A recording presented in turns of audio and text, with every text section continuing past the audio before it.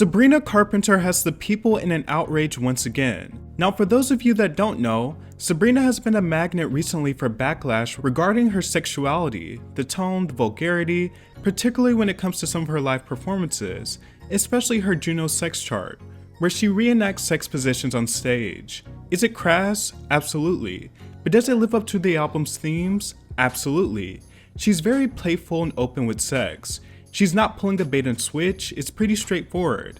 I think Sabrina Carpenter is a bit interesting. She is the ideal European beauty standard, blonde hair, blue eyes, extremely feminine in her presentation, and she toys with classic Hollywood glamour. But her exploration of sex feels this very Puritan response from people, as if she's destroying what they think would be the golden American girl. In some ways, I'm reminded of people like Marilyn Monroe, and an obvious musical predecessor for Sabrina would be Madonna. And her album cover is one of the most Madonna moves she could pull. The album is titled Man's Best Friend. The cover is evocative, it's also provocative, it's clearly made to be controversial. It features Sabrina on all fours while a figure, presumably a man, grabs her by her hair. There's a certain look of desperation in her eyes, and it shows Sabrina in a very submissive and vulnerable position. Since Sabrina's rise, there's been an ongoing sentiment about how she's very sexual, but it doesn't feel like she's solely catering to males. Something about her sexuality resonates with women in the female gaze, something to aspire to be like, something to feel free in. That conversation completely flipped once this album cover dropped, with a lot of people claiming that Sabrina is desperate, that she's trying to appeal to males, and that she has lost the plot. It's an album cover that people can't seem to fully get behind. My initial thought was, this is obviously satire. In the lead single to the album, titled Man Child, she says, "Why so sexy if so dumb? And how survive the earth so long? If I'm not there, it won't get done. I choose to blame your mom. Man child, why you always come and run into me? My life, won't you let an innocent woman be? Never heard of self-care? Half your brain just ain't there." But she also talks about how she attracts these type of men.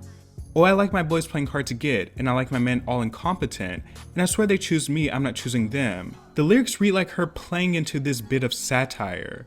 So if the first song off the record is literally about this cycle of attraction she has to men that do her wrong, but still she's unafraid to love, she's unafraid of the mess that might come with it, surely the album cover and title could serve as a companion piece to that sentiment. I don't take the cover as literally meaning I want to be treated like a dog by men, and if Sabrina's lyrics have taught you anything, is that that's literally what she doesn't want to happen, but still it does.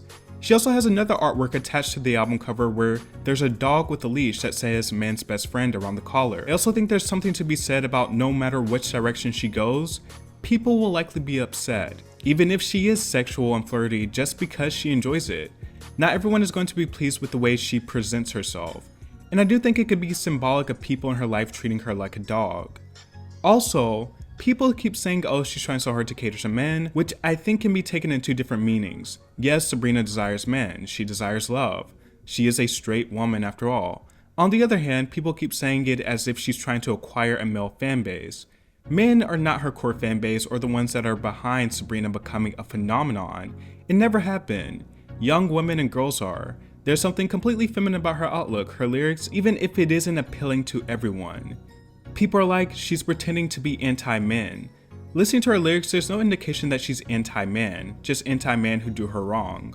Speaking specifically from the pop star side and the spectacle of things, I'm glad to have some type of real controversial moment this year.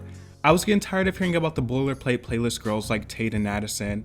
At least Sabrina actually shook some things up. What's pop without a little spectacle? I will say this about Sabrina and my genuine concern for her trajectory, is that she sometimes feels like she's teetering on caricature territory, where she becomes this super expecting, super cartoonish version of herself. I hope that she keeps some of her earnestness intact. I was not a fan of Manchild lyrically, sonically, or melodically. I just thought it sounded a bit contrived. I do, however, like the hybrid of disco and country, but I feel like I get everything I want from this song in Please Please Please, which just does the mean kiss-off shtick 1,000 times better and actually packs a punch. Manchild just sounds like a B-side to a number of tracks from the Short and Sweet era. Not only do I hope Sabrina keeps some of her earnestness intact so that she isn't headed for Katy Perryfication, but I also hope that she keeps her fun intact.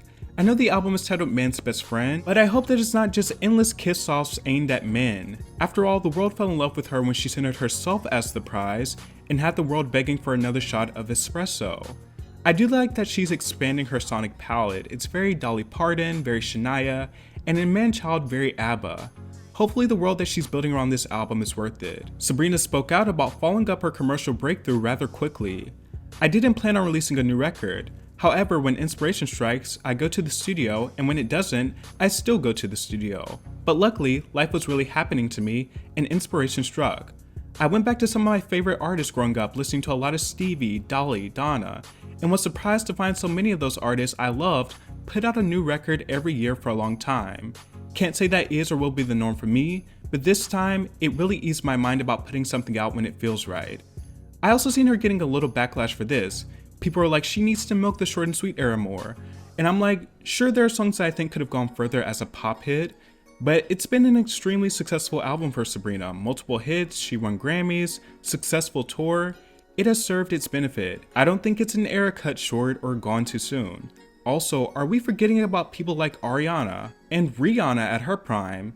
I know it's crazy to think about, but Rihanna released an album every single year, sometimes within months of each other. So the outcry about her release schedule is just a nothing burger. Who cares? Everyone has different moments when the inspiration strikes.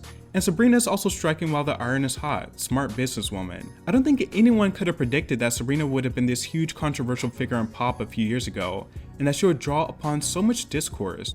And I also think it's a reflection of the times and people going a bit more socially conservative. The pendulum always comes back around. But this sexy female pop star backlash has been going on for generations at this point. And at the end of the day, it's doing what it needs to do. Having people discuss the album. Some things never go out of style.